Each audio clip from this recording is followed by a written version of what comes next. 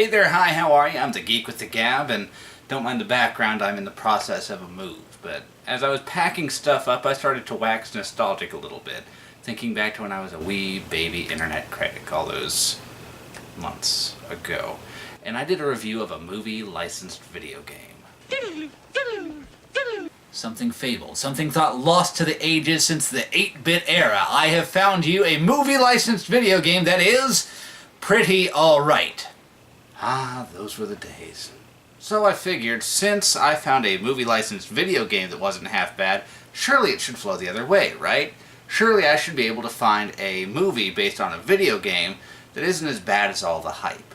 With that in mind, let's take a look at the 1993 flop, Super Mario Bros. The movie.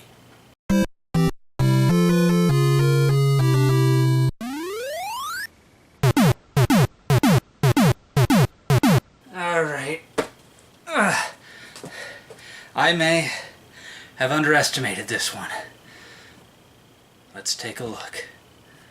We start with a woman dropping her baby, egg, on the front steps of a church, only to be caught by, oddly enough, Dennis Hopper. Two-time Academy Award nominee there, folks. Back at the church, or convent, or whatever, the nuns seem oddly unfazed by a baby hatching from an egg. I guess nuns see some pretty freaky stuff. Hop forward 20 years, and trust me, that's the only hopping we'll see in this movie about the leaping Italian plumber. And we see Mario and Luigi, the famous brothers, with a couple decades between them. Alright. If I pick apart every little itty-bitty thing wrong with this one, I'm gonna be here all day. The brothers, who are, in fact, plumbers, score one for accuracy, aren't doing so hot in their business dealings, getting beaten to every job by a fellow by the name of Scapelli, who also happens to be hounding Daisy, the grown version of the egg baby we saw earlier. She got on his bad side by selfishly shutting down a construction project because dinosaur fossils were found on the site. The nerve, right? Scapelli threatens Daisy, leading her to search for a phone to call for backup. As luck would have it, the only payphone in walking distance in early 90s New York happens to be the one the oddly Hispanic-looking Luigi is using. He falls in love with her, of course, because so wills the plot. And after giving her a ride in their not at all sketchy-looking van, despite the fact that a lot of girls have been going missing in Brooklyn lately. Luigi seals the deal and gets Daisy to go on a double date with Mario and his walking stereotype of a girlfriend. Why don't you come on down to the tanning salon and I can hook you up with some free tans? Here's where things go just a little bit belly up. Follow the logic here. You mean you don't know who your mother and your father are neither? No, what do you mean neither? 'Cause Mario here brought me up. He's been my mother my whole life. Hey. All right, my father. My father. He's been my father, my uncle, my brother, everybody. So the Mario Brothers, who go by Mario Brothers as their company name, aren't actually brothers. Mario's more like a surrogate father, I guess, even though we find out later on they have the same last name. Okay, look, how many Marios are there between the two of you? There's three. There's Mario and Luigi Mario. Yeah, their last names are both Mario. It's stupid, the joke's been done before, let's move on. So suffice to say, their relationship is a bit muddy, to say the least. Best not to question it and move on with the story. The brothers take their respective dates home, but both are nabbed by a couple of shady henchmen, Spike and Iggy, played by Joey Breaker and the white guy who played the Indian guy in Short Circuit. They take Daisy through a wall portal type thingy, and the brother kinda people follow after snatching the cheap plot device off Daisy's neck, ending up in something that's supposed to be the Mushroom Kingdom. Alright, how did we go from this to this? I mean, Christ, I thought Batman and Superman had gritty, dark reboots, and at least they had hints of grimdark in the source material. that made it not so surprising when they went that direction with the source material. Sometimes the gritty material was subtle, sometimes not so much, but at least it wasn't surprising when they took that turn. At this point in Mario's history, the most recent game on consoles was Super Mario Bros. World. This was not a dark game. And to make things worse, they go through the old, tired joke where they don't even notice they're not in New York anymore. This is crazy. We went under the river, but this can't be Manhattan. Where is this place? I don't know, I ain't been to Manhattan in a couple of weeks. Bowser, or Koopa as he's known throughout the movie, finds out the big, ugly rock necklace is with Mario and Luigi, and orders them arrested. Attempted comedy follows as they're defungused and processed. By the way, Mario spends most of the movie completely unsure of the fungus, eliminating one of the most recognizable features of the character. Other recognizable features that are completely absent from the movie: the fire flower, star, raccoon leaf, frog suit, tanuki suit, that boot thingy, Koopas as a basic enemy, booze, bloopers, the idea of jumping on enemies to kill them, the Hammer Brothers, the catchy music, the lovable characters, and any sense of fun and wonder created by the original games. But we do have guns, sketchy-looking prisons, and cars that belch sparks for no apparent reason. Oh, and that weird head jitter thing that pops up like twice. That's weird too. So the brothers, for lack of a better term, are interrogated by Koopa, who takes the subtle approach. The boys have to break it to the Cornroad one that a large woman stole the necklace. Koopa's mood changes, apparently, as he decides to take the brothers on a tour of his place, complete with a de-evolution chamber. That was one of my favorite levels of the third game. All those many hours spent... No, wait. That wasn't in the games. Even a little bit. At all. Koopa decides to show it off on Toad. Ah, Christ. Alright. So they turn him into a Goomba. The hell is this thing? Goomba. No, it's not. A Goomba looks like a mushroom, which would have actually given Mario and Luigi a reason to be wary of the fungus throughout. In fact, this is the exact opposite of what it should be. A Goomba has a really big head and an itty-bitty little body.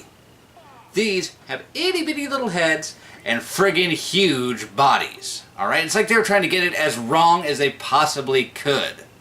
What's the logic here? Everyone in this world apparently evolved from dinosaurs. So de-evolving them turns them back into dinosaur-like creatures. Where the huge body and tiny head thing comes from, I don't know. Also, how did dinosaurs evolve into human-looking things when we evolved from apes? Presumably, don't start getting down there and debating evolution. I don't want to hear it. How dinosaurs managed to evolve from dinosaur-looking things to human-looking things is never explained. I mean, they didn't even have the common courtesy to make them look like this. Mario and Luigi, outraged by the way Toad was treated, force Koopa into the de-evolution machine, throw the switch, and run, with little to no resistance from security. The time in the machine has little to no effect on Koopa though, and the whole incident is only hinted back to twice in the entire movie. Why they couldn't have just pushed him over and ran instead of pulling a completely pointless stunt like this, I don't know.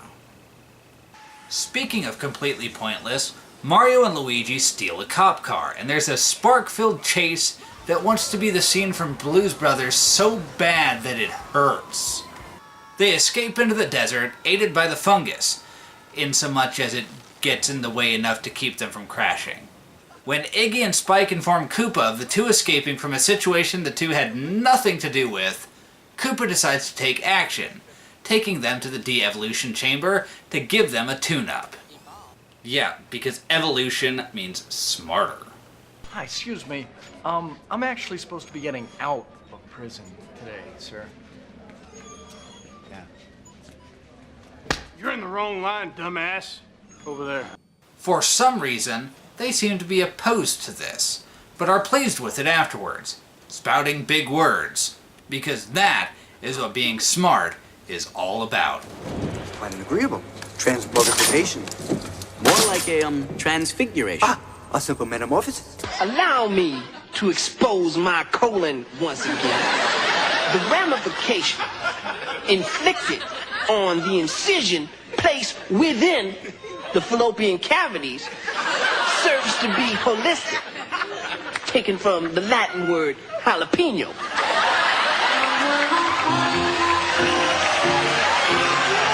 So the two quote-unquote smart characters go to find the two quote-unquote interesting leads, who they find wandering aimlessly through the desert.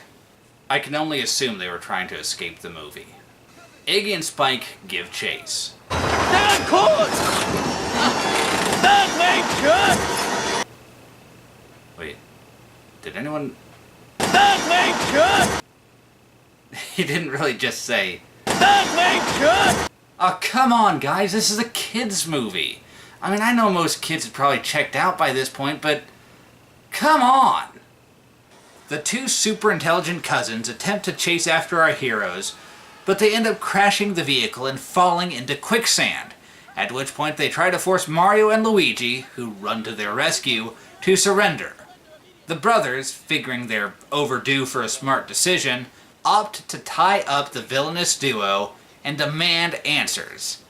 They find out the one who has the necklace is a woman by the name of Big Bertha. Oh, God. Alright, so the brothers strike a deal with the cousins that if they return the necklace, Koopa will release Daisy. Meanwhile, Daisy finds herself in the company of not Yoshi. I say not Yoshi because even though his name is Yoshi, the character is nothing like the one we know and love.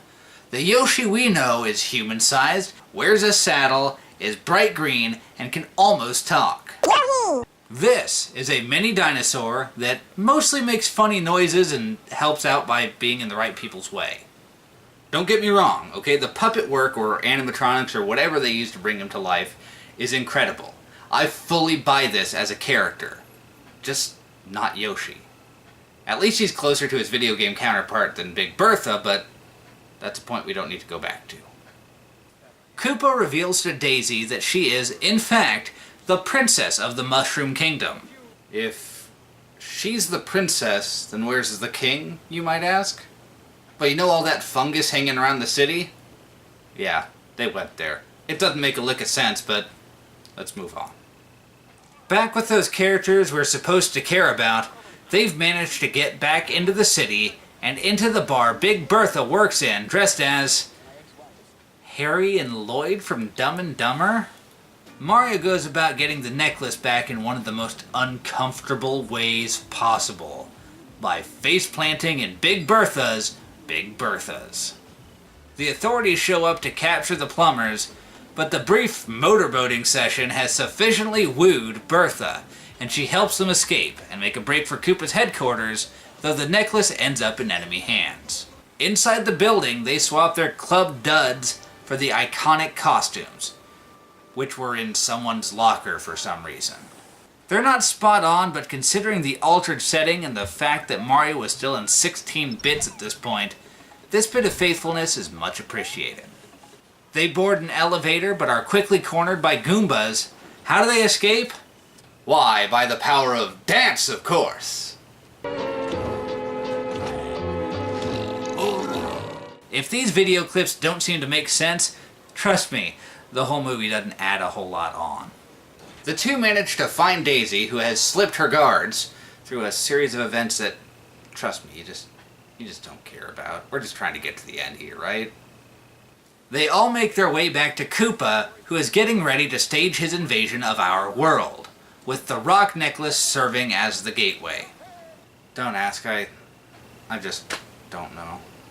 Koopa drops the necklace, which is caught by his assistant, who has her own poorly defined ulterior motives, and runs off to open up the gateway herself. Luigi chases after her as Mario distracts Koopa. The assistant manages to merge the dimensions, though, a process that kills her because of reasons. So a bunch of Goombas materialize in the middle of New York, where Koopa de-evolves Scapelli. The New Yorkers, predictably, treat it like a joke. Before Koopa can turn his weapon on Mario, Luigi reverses the dimension merging process. Back in the Mushroom Kingdom, Koopa flies into a rage. Mario and Luigi hit him with a de-evolution ray, which turns him into a big, ugly dinosaur. So, logically, they hit him with it again. This causes him to turn into goo. Kind of like Senator Kelly, come to think of it. Huh. Interesting parallel there. With the evil overlord gone, the king is automatically re-evolved into his old self, and the partying commences.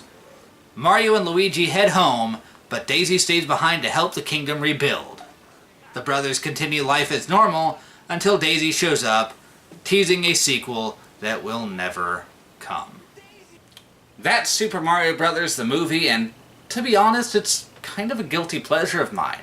I mean, sure, everything is wrong, there are plot lines that go nowhere, characters that are completely pointless, but it has this cheese factor that is beyond belief. The effects are mostly pretty good, and although it's commonly known that no one actually liked working on this movie, they all hide it well and seem to be having fun throughout. If you're like a hardcore Mario loyalist who, for whatever reason, hasn't seen this movie yet, don't. It's as bad as you think it's going to be. But if you like the occasional movie that's so bad it's actually kind of a little bit good, this one pretty much fits the bill. I'm the Geek with the Gab, and if you'll excuse me, I got some work to do.